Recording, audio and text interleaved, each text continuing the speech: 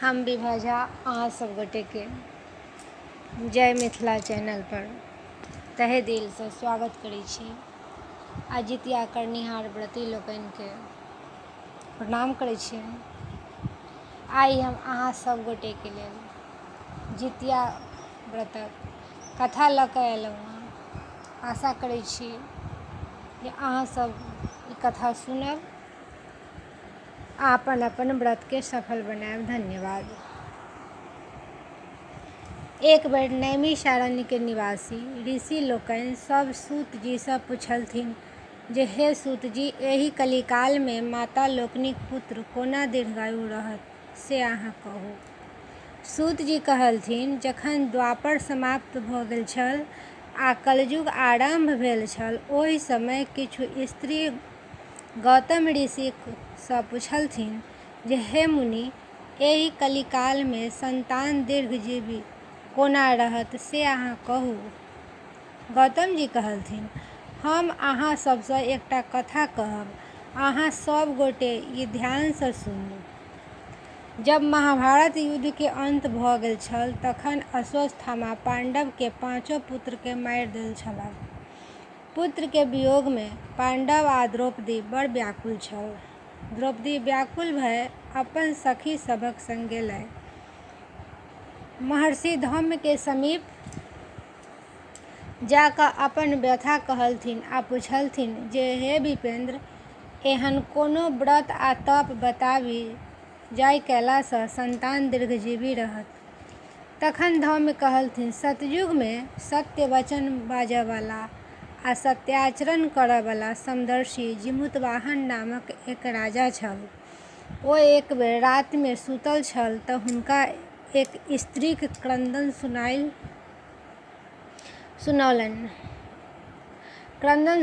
ओ राजा क्रंदन सुनि बड़ व्याकुल भऽ गेल। ओ राजा तखने उठि ओहि स्त्री समीप जाय पुछलथिन जे अहाँ एहि राति में किया व्याकुल भय कनै छी। ओ स्त्री कहलथिन जे हम पुत्र के शोक सँ व्याकुल भय कनै छी। जिमुतवाहन पुछलथिन, अहाँक पुत्र कोना मरल से कहू। ओ स्त्री कहलथिन, एहि गाँव में गरुड़ सभक संतान खा जाइत अछि। राजा कहलनि जे अहाँ सब गोटे आब निश्चिंत भऽ जाउ, हम सभक पुत्रक बचाबाक प्रयास करै छी। एतबा कहि जिमुतवाहन ओहि ठाम सँ चलि गेलनि, ओतय जतय प्रतिदिन गरुड़ आबि सभक संतान खाइत छल। ओहि समय गरुड़ आबि जिमुतवाहन राजा के शरीर के मांस खाय लागल। जखन राजाक बायाँ अंग समाप्त भऽ गेलनि, तदंतर राजा अपन दहिना अंग घुमा देलखिन। ई देखि गरुड़ के बड़ आश्चर्य भेलनि। ओ राजा सँ पुछलथिन जे अहाँ मनुष्य तऽ नहि जान पड़ै छी, अहाँ अपन नाम आ कुल के विषय में बताउ। जिमुतवाहन अपन पीड़ा सँ दुखी भय कहलथिन जे हमर पिता शालिवाहन नामक राजा छथि आ हम सूर्य कुल में उत्पन्न भेल छी। ई सुनि गरुड़ कहलनि, हम अहाँ सँ बड़ प्रसन्न छी, वरदान मांगू। तखन राजा कहलथिन, जे अहाँ प्रसन्न छी तऽ इहे वरदान दिअ जे अहाँ जतेक प्राणी के एतय भक्षण कयने छी ओ सब जीवित भऽ जाय, एतय जन्म लेबय वाला दीर्घजीवी होबय। गरुड़ तथास्तु कहि सब प्राणी पर अमृत छीट देलखिन आ ओ सब जीव गेल। गरुड़ कहलनि राजा सँ, आजुक दिन आश्विन कृष्ण पक्षक अष्टमी तिथि अछि, ताहि में सभक संतानक रक्षा कयल गेल अछि, तेँ आजुक दिन जिमुतवाहन व्रत सँ प्रसिद्ध होयत। जे स्त्री ई व्रत करती हुनक संतान दीर्घजीवी होयत। ई हमर वरदान अछि। जे स्त्री आश्विन कृष्ण पक्षक उदया तिथि अष्टमी व्रत करती हुनकर संतान सब प्रकारे स्वस्थ आ दीर्घजीवी रहत। ई कहि गरुड़ वैकुंठ धाम चलि गेलनि आ राजा सेहो अपन राजमहल में चलि गेल। धम्म द्रौपदी सँ कहलथिन जे अति गोपनीय व्रत अहाँ सँ कहलहुँ, आब अहाँ सब गोटे ई व्रत करू, सब प्रकारे कल्याण हैत।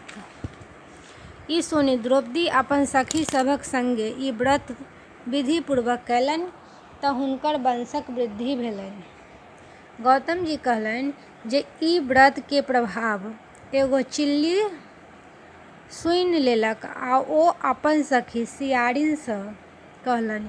व्रत के प्रभाव जानि दुनू गोटे निश्चय कर जिमुतवाहन व्रत कयलनि। किछु दिनक बाद चिल्ली आ सियारिन के मृत्यु भ' गेलनि। संयोगवश दुनू गोटे के जन्म एकेटा परिवार में भेलनि। सियारिन बड़ बहिन छलखिन आ चिल्ली छोट भेलथिन। दुनू पूर्व जन्मक प्रभाव सँ बड़ सुन्दर आ सुशील छलखिन। तैं दुनू गोटे के विवाह राज परिवार में भेलनि। बड़ बहिनक विवाह राजा सँ आ छोट बहिनक मंत्री सँ संपन्न भेलनि। दुनू बहिन सुख सँ रहय लगलीह। किछु दिनक बाद रानी एक पुत्र के जन्म देलखिन आ मंत्रीक पत्नी सेहो एकटा पुत्र के जन्म देलखिन। मुदा रानी के पुत्र मरि गेलनि आ मंत्रीक पत्नीक पुत्र नीक रहलै। रानी क्रमशः 7 टा पुत्र के जन्म देलनि, मुदा सबटा मरि गेलनि आ मंत्रीक पत्नी सेहो 7 टा पुत्र के जन्म देलनि आ सबटा जीवित रहि गेलनि। से देखि रानी के बड़ दाह भेलनि। ओ राजा सँ कहलनि जे हमरा यहाँ जीवित देखब तऽ मंत्री के 7 पुत्र के मारि दिअ। ई सुनि राजा मंत्रीक पुत्र के मारबाक अनेको प्रयास कयलनि, मुदा सब व्यर्थ भ' गेलनि। राजा अपन नौकर चाकर सँ कहलनि जे मंत्री के 7 पुत्रक सिर काटि पेटारी में राखि मंत्रीक पत्नी के समीप राखि दिअ। चाकर तहिना क' देलक। 7 पेटी में हीरा मोती भ' गेल आ मंत्रीक 7 पुत्र सुरक्षित रहल। ई देखि रानी के बड़ आश्चर्य भेलनि।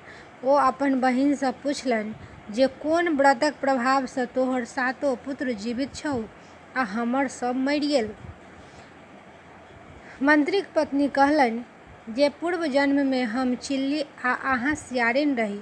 दुनू गोटे जिमुतवाहन व्रत केलहुँ, जाहि में अहाँ व्रत पूर्ण न क' सकलहुँ आ हम नियम सँ केलहुँ। ताहि प्रभाव सँ हमर सबटा पुत्र जीवित अछि आ अहाँ के मरि गेल। अहाँ जिमुतवाहन व्रत करू नियम पूर्वक तऽ अहूँक संतान दीर्घजीवी होयत।